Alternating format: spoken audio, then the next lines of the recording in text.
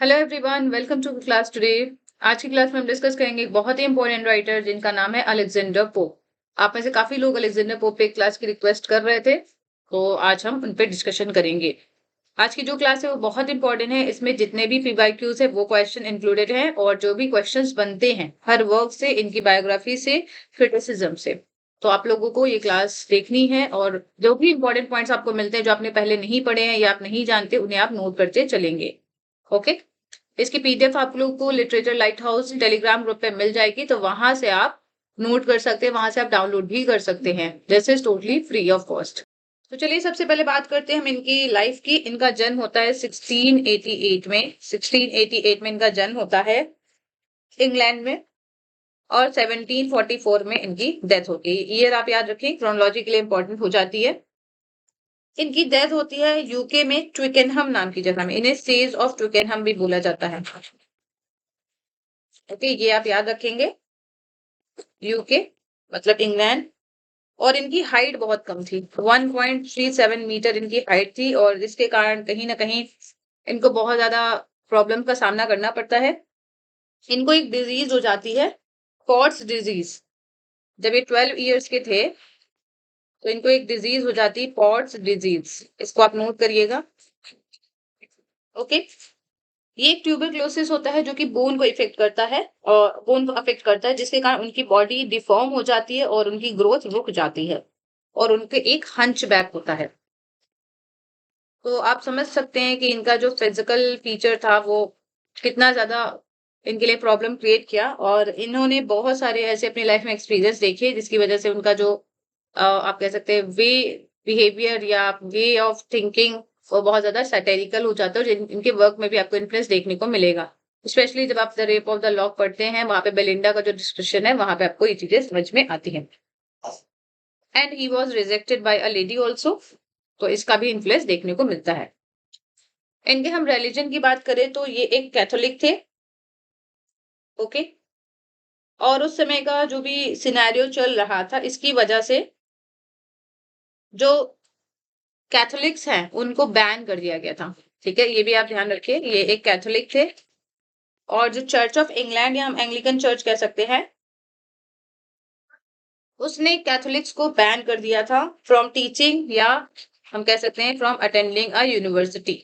ना तो ये टीच कर सकते थे, ना तो ये अटेंड कर सकते थे कोई यूनिवर्सिटी। ठीक है, तो ये दोनों पॉइंट आप याद रखेंगे। Ban from teaching and attending the university, जिसके कारण इनकी सारी पढ़ाई घर पे होती है। इन्होंने खुद से ही पढ़ाई की है और बहुत सारे सैटरिस्ट जैसे कि होरेस, जुवेनल, इन सबको इन्होंने पढ़ा है। होमर एंड वर्चील जो कि एपिक पोएट्स हैं, इनको पढ़ा है। इसके अलावा इंग्लिश ऑथर जैसे कि जॉफ्री चौसर, जॉन राइडन, विलियम शेक्सपियर, इन सबको भी इन्होंने पढ़ा है। ओके। इन्होंने बहुत सारी लैंग्वेज को भी स्टडी किया है जैसे कि English, French, Italian, Latin and Greek poets. और कुछ सालों बाद ये कुछ लिटरेरी फिगर्स के कांटेक्ट में आते हैं जिनका नाम है William Wycherley, William Congreve, Samuel Garth, William Trumbull and William Walsh. ठीक है। इनके एक फ्रेंड भी बनते हैं, जॉन कैरल। जॉन कैरल जिनको इन्होंने डेडिकेट किया है the rape of the law, नाम याद रखेंगे। ये इनके फ्रेंड बनते हैं और इनको डेडिकेट किया है इन्होंने the rape of the law. Okay. और जॉन कैरल ने इन्हें इंट्रोड्यूस किया था विलियम वाइचर्ली से एंड विलियम वॉल्श से, जिन्होंने इनकी काफी मदद करी इनके पहले मेजर वर्क को पब्लिश करने में, जिसका नाम था द पैस्टरल्स। ओके। इनकी कई सारे वर्क पब्लिश होते हैं जिसमें आप नाम ध्यान रखेंगे। पहला जो इनका मेजर वर्क है वो है द पैस्टरल्स, 1709 में आता है। 1711 में आता है इनका an essay on criticism. N essay on criticism. On criticism जो है वो पोप का है और एन एसे इन क्रिटिसिज्म जो है वो किसका है, एर्नोल्ड का। दोनों आप याद रखेंगे, गलती हो जाती है, यहाँ पे गलती होने की संभावना थी। एसे ऑन क्रिटिसिज्म किसका है, एसे ऑन क्रिटिसिज्म ये है पोप का, और एसे इन क्रिटिसिज्म ये किसका है, मैथ्यू एर्नोल्ड का। ठीक है। The rape of the lock इन्होंने पब्लिश किया था 1712 में। फिर 1714 में इसका सेकेंड एडिशन आता है, फाइनल एडिशन 1717 में आता है। 1713 में विंडसर फॉरेस्ट ये पब्लिश करते हैं। ट्रांसलेशन ऑफ द एलियट ये भी इंपॉर्टेंट है, 1715 से 20 के बीच आता है। 1717 में इन्होंने एक एलिजी लिखी, elegy to the memory of an unfortunate lady. इन्होंने शेक्सपियर के वर्क्स को भी एडिट किया है, जिसका टाइटल था the works of Shakespeare in 6 volumes. नाम याद रखेंगे। ओडिसी का ट्रांसलेशन किया है 1725 से 1726 के बीच। ये सारे पॉइंट्स आपको एमसीक्यू के फॉर्म में भी मिलेंगे। पेरी बेथोस ये वर्क आता है 1727। इसका सब टाइटल है the art of sinking in poetry. 1728 में डनशियार्ड आता है, डनशियार्ड। ठीक है, डनशियार्ड के और भी एडिशन आते हैं। 1728 पहला है और 1732 second edition and 1742 third edition. तीनों को याद रखेंगे। एसे ऑन मैन 1733 से 1734 के बीच आता है, एसे on man. Odd on solitude ये भी लिखा है इन्होंने। ठीक है, तो ये कुछ इंपॉर्टेंट इनके वर्क्स थे। अब हम देखते हैं क्वेश्चंस। पहला क्वेश्चन है to whom the work an essay on man dedicated. इनका एक वर्क था, मैंने बताया आपको, एसे ऑन मैन। ये किसको डेडिकेटेड है? तो ये एक फिलोसॉफिकल पोयम है। इसको पब्लिश किया गया था 1732 से 34 के बीच। ये एक फिलोसॉफिकल पोयम है। नोट करते जाएंगे जो भी एक्स्ट्रा पॉइंट्स हैं। और डेडिकेटेड है ये हेनरी सेंट जॉन या विंसकॉट बोलिंगब्रोक को। ओके, इस पोयम का ऑब्जेक्टिव क्या था? To vindicate the ways of God to man. ठीक है, क्या इसका ऑब्जेक्टिव था? ये देखिए, to vindicate the ways of God to man, बिल्कुल मिल्टन के पैराडाइज लॉस्ट की जैसे, to justify the ways of God to man, उसी की जैसे इन्होंने लिखा है। और ये पोयम दिखाती है कि जो मैन है वो उसका फॉल इसलिए हुआ है ताकि वो उसे सॉल्वेशन मिल सके। इसमें 4 एपिसल हैं। How many epistles? 4 epistle address to Lord Bolingbroke, ये आपको याद रखना है। और इसमें इन्होंने ग्रेट चेन ऑफ बीइंग की भी बात की है। Great chain of being, great chain of being. ठीक है, ये भी आपको पॉइंट याद रखना है। इनका कहना है कि humans must accept their position in the great chain of being which is at a middle stage between the angels and the beast of the world. If we are able to accomplish this, then we potentially could lead happy and virtuous lives. तो ये आपको ध्यान रखना है, ये point. Next question देखते हैं। Which enlightenment figure mocked Pope's optimistic view whatever is right? ये भी आपको ध्यान रखना है, ये किसने बोला है? whatever is right and candid after the Lisbon earthquake. तो ये इनका स्टेटमेंट था। इसका मजाक किसने उड़ाया? तो वॉल्टेयर ने उड़ाया है। वॉल्टेयर इनको मॉक करते हैं whatever is right को, पॉइंट को। एक पॉइंट और आपको याद रखना है इनकी बायोग्राफी से। मैंने आपको बताया था क्योंकि ये कैथोलिक थे, इनकी पढ़ाई बहुत ज्यादा अफेक्ट हुई थी, तो एक टेस्ट एक्ट आया था। ठीक है, ये बायोग्राफी से आप पॉइंट याद रखेंगे। टेस्ट एक्ट आया था जिसमें जो कैथोलिक चर्च है या कैथोलिक्स जो है उनको बैन कर दिया गया था, या उनको रोक दिया गया था टीचिंग से, यूनिवर्सिटी अटेंड करने से, वोट करने से और इवन पब्लिक ऑफिस होल्ड करने से। और टेस्ट एक्ट ने चर्च ऑफ इंग्लैंड को स्टैब्लिश किया था। क्योंकि ये कैथोलिक थे तो इन्हें काफी ज्यादा प्रॉब्लम्स का सामना करना पड़ता है, ये आप ध्यान रखेंगे। टेस्ट एक्ट जिसने बैन किया था। ठीक है, banned Catholics from attending university, from teaching, from voting and holding public office. ठीक है, what is the main subject of Pope's Dunciad? तो Dunciad का main subject क्या है? It satirizes bad writers, publishers and the intellectual mediocrity of the era. It satirizes bad writers, publishers and the intellectual mediocrity of this era, of his era. Voltaire का एक और statement है Alexander pope के बारे में, the best pope of England and at present of all the world. The best pope of England and at present of all the world. Okay, मैंने आपको बताया कि इनकी डेथ होती है ट्विकेनहैम में, तो इनको बोला जाता है वास्प ऑफ ट्विकेनहैम। ये क्वेश्चन बनता है, who is known as wasp of Twickenham? Wasp of Twickenham, इसको आप नोट करिएगा, इनके लिए बोला जाता है। ओके, ओके, डनशियाट का ईयर आप लोग नोट करिए। डनशियाट ये आता है 1728 में, देन 1732 में, देन 1743 में। 3 बुक्स में आता है ये। पहली बार ये एनोनिमसली आता है और यहाँ पे कुछ लोगों को क्रिटिसाइज किया गया है जिनका हम नाम देखते हैं। तो ये जो बुक लिखी गई थी, it was a reply of Louis Theobald. It was a reply of Louis Theobald. इसके अलावा लेटर ऑन इन्होंने कॉलेज सिबर को भी अटैक किया है। ठीक है, कॉलेज सिबर, दोनों का नाम आप याद रखेंगे। पहले लुइस थियोबाल्ड को ये अटैक करते हैं, लेटर ए इनकी जगह कॉलेज सिबर को अटैक करते हैं। ये 4 बुक्स में आती है, ये भी आपको याद रखना है। 4 बुक्स में आती है और 3 टाइम से पब्लिश होता है। पहली बार जब आता है तो एनोनिमसली आता है, एनोनिमसली आता है। 4th बुक जो थी वो न्यू डनशियार्ड के नाम से ऐड होती है। न्यू डनशियार्ड में ऐड किया जाता है 1743 में। ठीक है, 1743 में, जिसका जो टाइटल था द न्यू डनशियार्ड, इसमें 4th बुक ऐड होती है। तो अगर हम देखें तो डनशियार्ड 4 बुक्स की एक आप कह सकते हैं बुक मानी जा सकती है। और इसमें हम फर्स्ट 3 बुक्स में देखते हैं एक कैरेक्टर है जिसका नाम था टिबाल्ड। ठीक है, फर्स्ट में क्या कैरेक्टर था? टिबाल्ड नाम से कैरेक्टर था। ओके, थर्ड पार्ट कभी फिनिश नहीं होता और यहाँ पे वो अटैक करते हैं पेडेंट्री को और डलनेस को। ठीक है, किसको अटैक करते हैं? Pedantry and dullness. आप मैक फ्लेक्नोई से इसे कनेक्ट कर सकते हैं, कंफ्यूज नहीं होना है। जॉन ड्राइडन ने लिखा था मैक फ्लेक्नोई, किसको अटैक किया था? तो थॉमस शैडवेल को। ठीक है, यहाँ पे इंपॉर्टेंट कोट है, दाई हैंड ग्रेट डलनेस।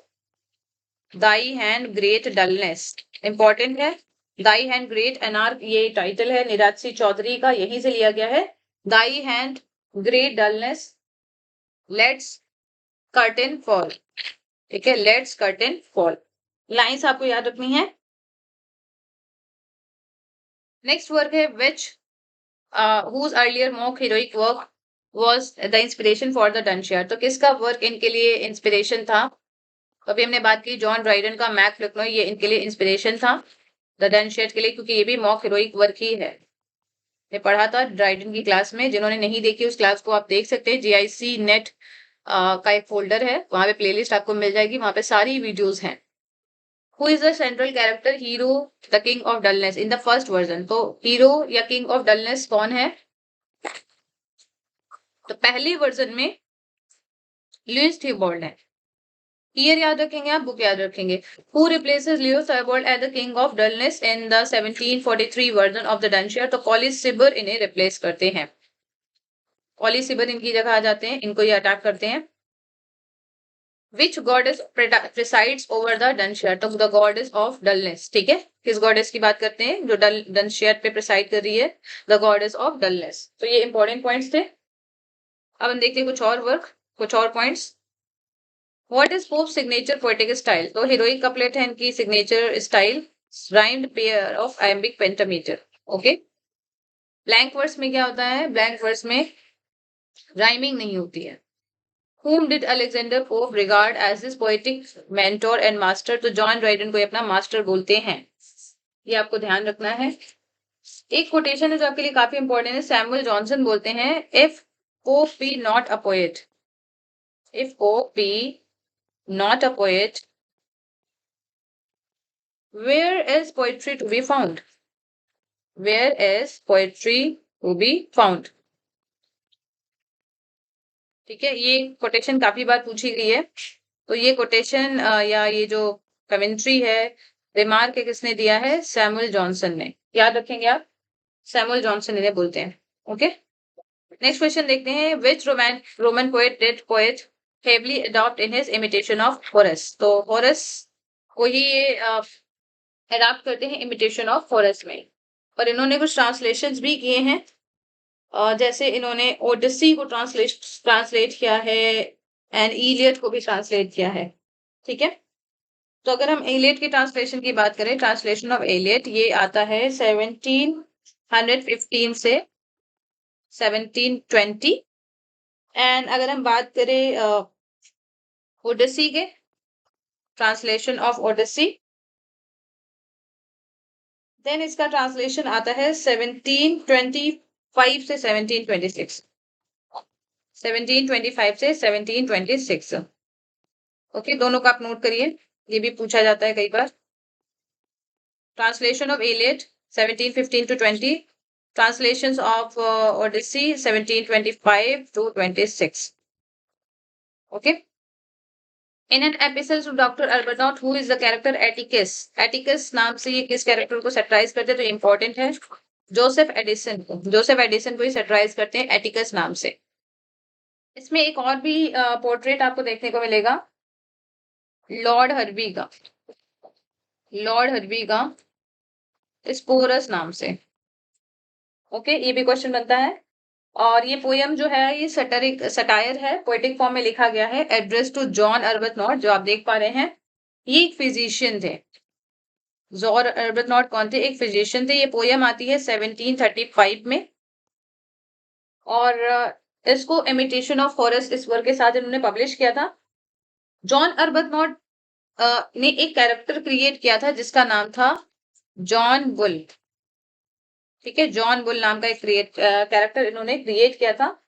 इस वर्क को हम ऑटोबायोग्राफिकल वर्क भी कह सकते हैं, क्योंकि इसमें अलेक्जेंडर पोप अपने सटायर के यूज को डिफेंड करते हैं और उन लोगों को अटैक कर रहे हैं जो कि उनके ओपोनेंट्स हैं या राइवल्स हैं। ठीक है, पूरे वर्क को हम कह सकते हैं हीरोइक कपलेट में लिखा गया है, ये आप नोट करिएगा, हीरोइक कपलेट में ही लिखा गया है इसे। और इसे मान सकते हैं introduction to the imitation. This work is introduction to imitation, imitation of Horace. ठीक है, बहुत सारे अलग अलग पॉइंट है जो आप नोट कर सकते।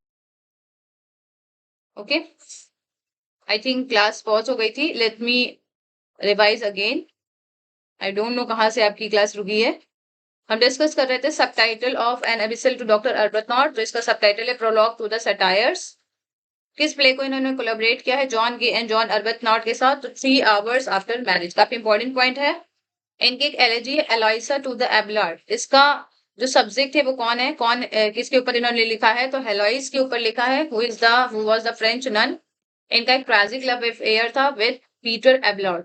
इनका एक और वर्क है जो काफी इंपॉर्टेंट है, पेरी बेथॉस, पेरी बेथॉस। इसका सबटाइटल इंपॉर्टेंट है, the art of sinking into poetry. और ये वर्क पैरोडी मानी जाती है, parody of Longinus on the Sublime.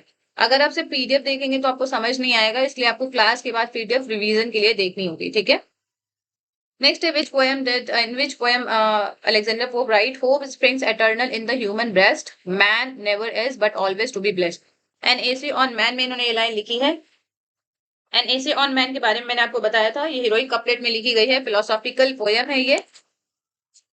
Okay, heroic couplet में है, फिलोसॉफिकल पोयम है। पब्लिकेशन ईयर आपको याद रखना है, 1732 से 34 के बीच में पब्लिश होती है। और इसका अटेम्प्ट आपको याद रखना है, इसका मतलब ऑब्जेक्टिव याद रखना है, to vindicate the ways of God to man. यहाँ पे याद रखना है विंडिकेट वर्ड है, justify the justify the ways of God to man, ये पैराडाइज लॉस्ट का ऑब्जेक्टिव है। और ये एड्रेस्ड है लॉर्ड बोलिंगब्रोक को, लॉर्ड बोलिंगब्रोक 4 एपिसोड में लिखा गया है।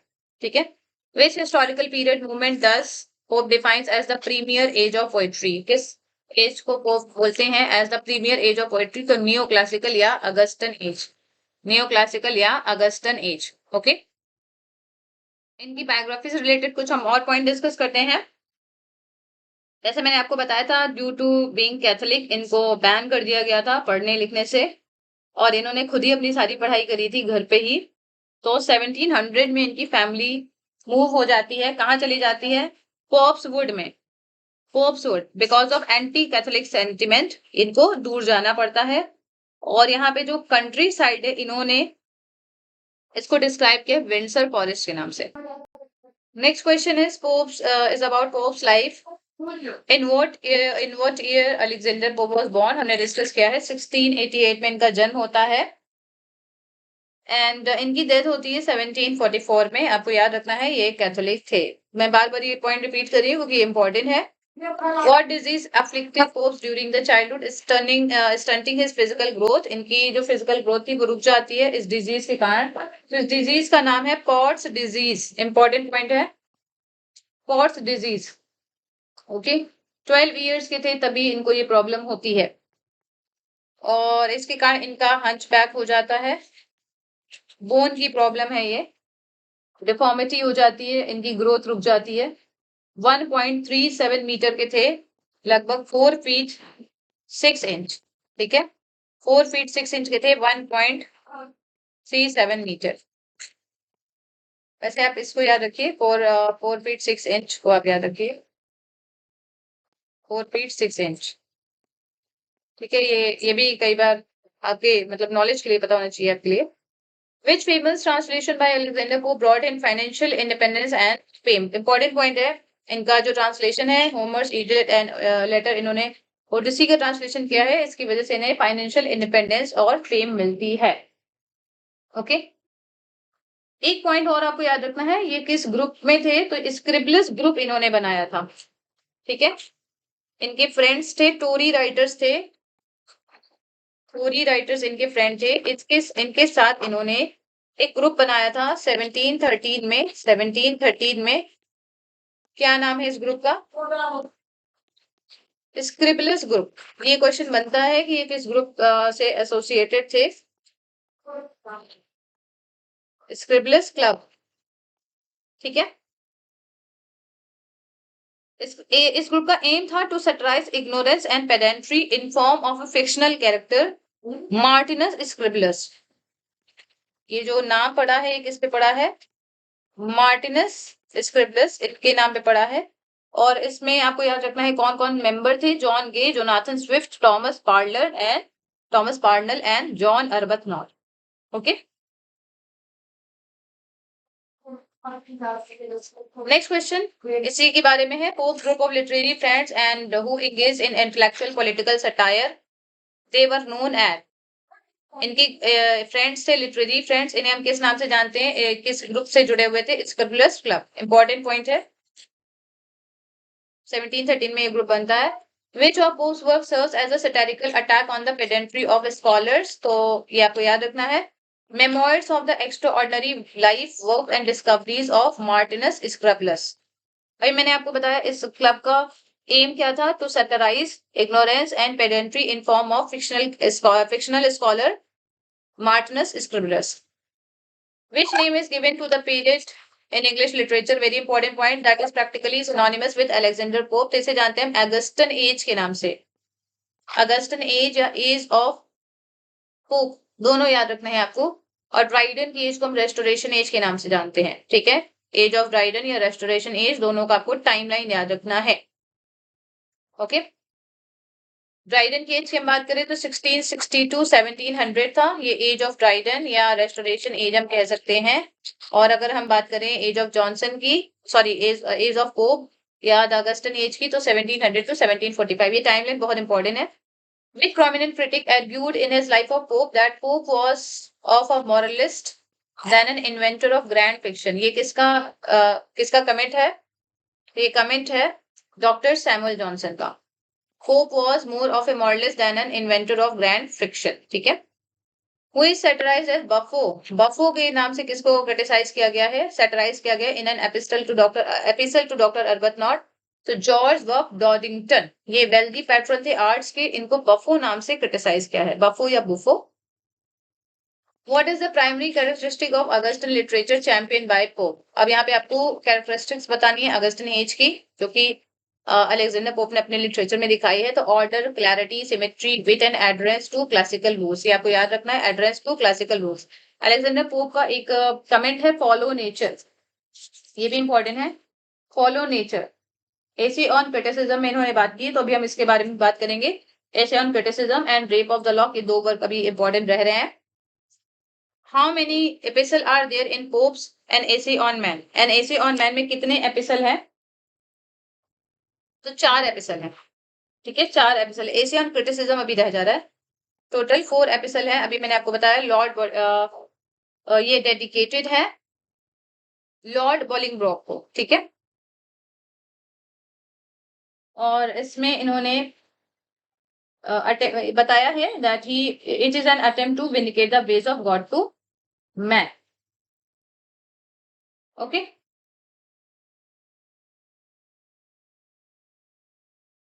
अब देखते हैं एसे ऑन क्रिटिसिज्म से कुछ लाइंस जो कि इम्पोर्टेंट है इनका। एसे ऑन क्रिटिसिज्म ये वर्क रह रहा था 1711 में, ये वर्क आता है 1711। ओके, 3 पार्ट्स में है ये वर्क और इसकी कोटेशन काफी ज्यादा इंपॉर्टेंट है। इसकी एक कोटेशन है, a little learning is a dangerous thing या little knowledge is a dangerous thing, drink deep or taste not the Pierian spring. तो ये एन एसे ऑन क्रिटिसिज्म की लाइन है। एक और लाइन है, to err is human and to forgive divine, first follow nature and taught judgment free. Next line है, fools rush in where angels fear to tread. एक और line है, true wit is nature to advantage just what oft was thought but never so well expressed. ये सारी lines आपकी एनएसे on criticism से ली गई हैं। सारी लाइंस इंपॉर्टेंट है, कई बार पूछी जाती है, तो आप एसे ऑन क्रिटिसिज्म की जगह अगर एसे ऑन मैन भी लिखना है तो भी आप गलत कर रहे हैं। ओके, 3 पार्ट्स हैं और फॉलो नेचर को यहाँ पे बोला गया है। ठीक है, क्रिटिकल वर्क हम कह सकते हैं इसको, और इन्हें कंप्लीट करने में 3 साल लगे हैं और 1711 में ये पब्लिश होता है। 3 साल लगे कंप्लीट करने में। Know then thyself, presume not what to can. The proper study of mankind is man. Again, very important lines कहाँ से ली गई हैं? An essay on man. Who created a famous literary club to mock false learning, pedantry and bad modern writing? इस club का नाम है The Scribblers Club. The Scribblers Club. Alexander Pope is best known for mastering which poetic form? तो heroic couplet हम जानते हैं, heroic couplet के वो मास्टर थे। In 1712, The Rape of the Lock was originally published with how many cantos? तो अभी हम बात करते हैं The Rape of the Lock की। इसे 3 बार पब्लिश किया जाता है, 1712, then 1714 में सेकेंड एडिशन आता है, then 1717 में थर्ड एडिशन आता है। अगर हम बात करें 1712 में कितने कैंटोस थे, तो 2 कैंटोस थे। 1714 में 5 कैंटोस थे और 1717 में क्लैरिसा का एक स्पीच था ह्यूमर पे। तीनों पूछे जाते हैं। और इसको इन्होंने डेडिकेट किया है अपने फ्रेंड जॉन कैरल को। ओके, एराबेला फॉर्मर को भी हम देखते हैं डेडिकेटेड रहता है, हालांकि जॉन कैरल आप ज्यादा हम कह सकते हैं इसका माना जाता है। फर्स्ट जो एडिशन है वो एराबेला फर्स्ट एडिशन डेडिकेटेड है जॉन कैरल को और सेकेंड एडिशन डेडिकेटेड हो एराबेला फॉर्मर को। इसमें सुपर नेचुरल मशीनरी का प्रयोग किया गया है, ये आपको याद रखना है। Okay, How many cantos does the final expanded 1714 version of the Rape of the Lock have? तो 5 cantos हैं total इसमें। Which major classical writers epic work did Pope translate into English? तो होमर का The Iliad and Odyssey 1715 to 16 and 1725 to 26। इसका year एक बार हम और cross check कर लेते हैं। 1715 to 20 सॉरी, इसका इन्होंने ट्रांसलेशन किया है एलियड का 1715 to 20 इलियड का ट्रांसलेशन है।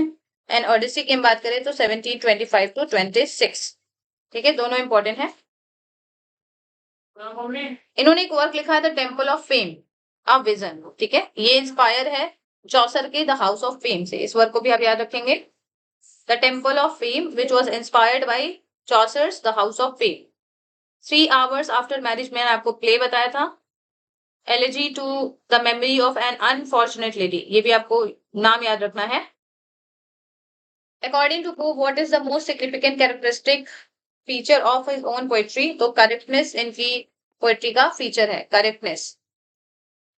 Okay, rape of the lock के बारे में कुछ और क्वेश्चन देखते हैं।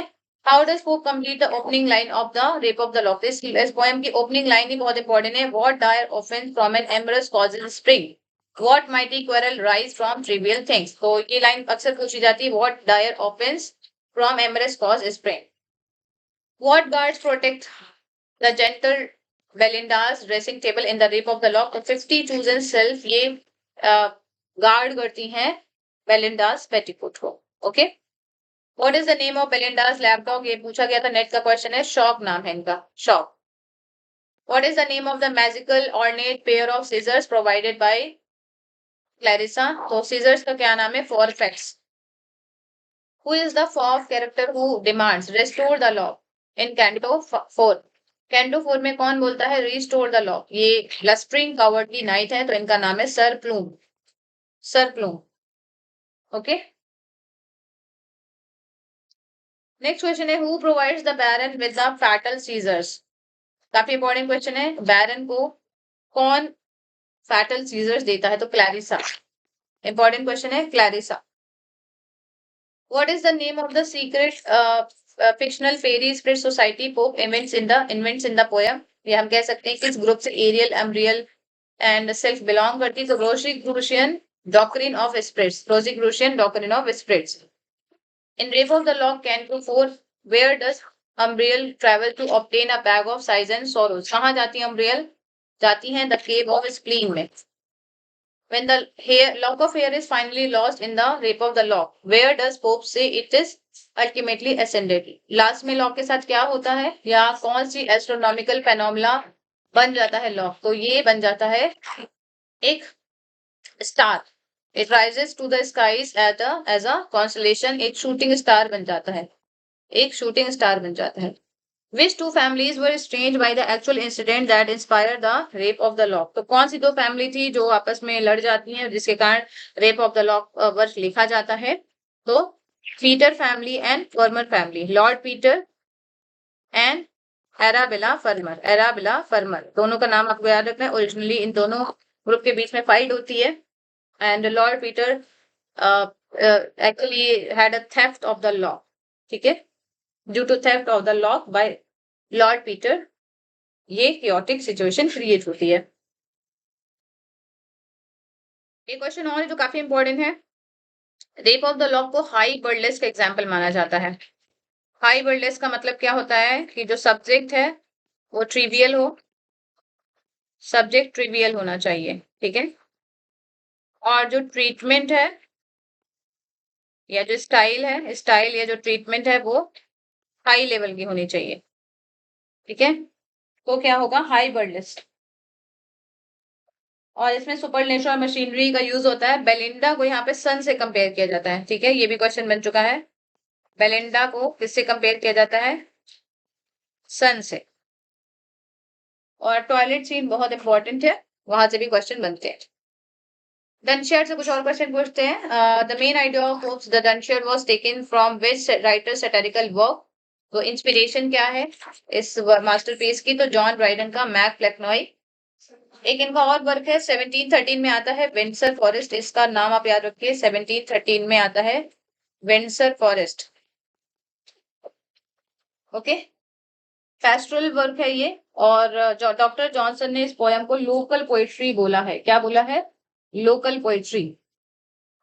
इनके शुरुआती वर्क की बात करें तो translation of Homer. Translation of Homer में हम Odyssey and Oedipus Odyssey and Iliad दोनों को देखते हैं।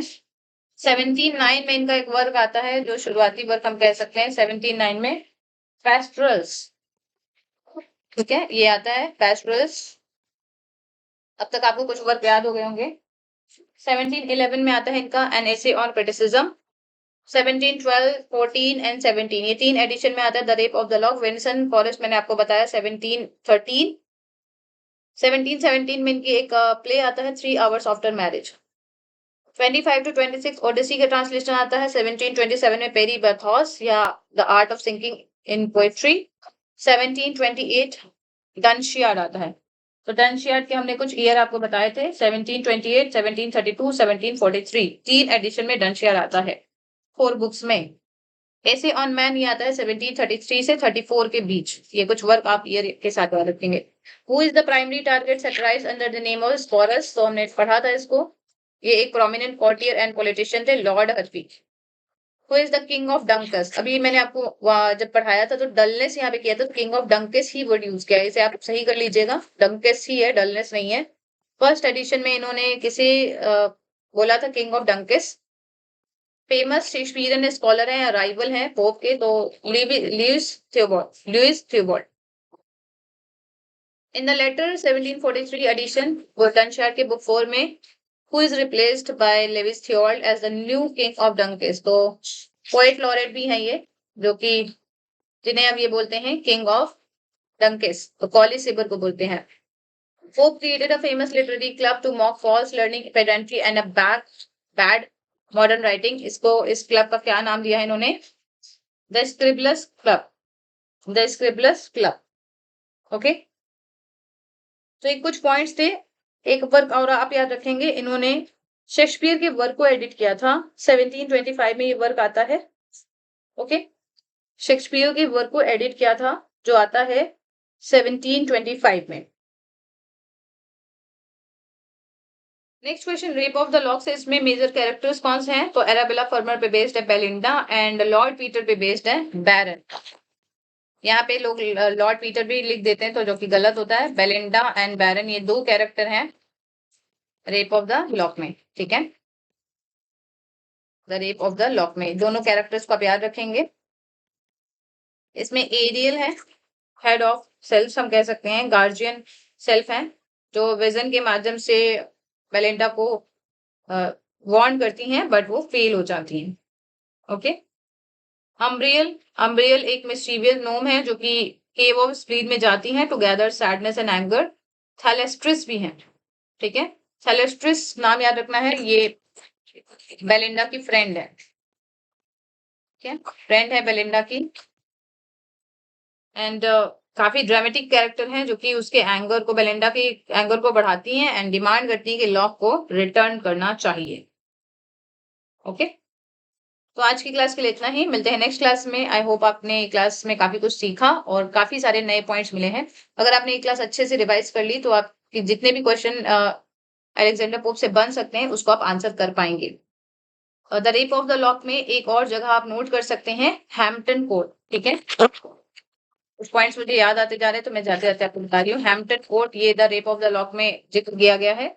यहाँ पे बेलिंडा तैयार होके जाती है हैम्पटन कोर्ट और लव लेटर को यहाँ पे बेलेट डॉग्स बोला गया है, बेलेट डॉग्स. ठीक है, so thank you so much. We will meet again in the next class. Take care.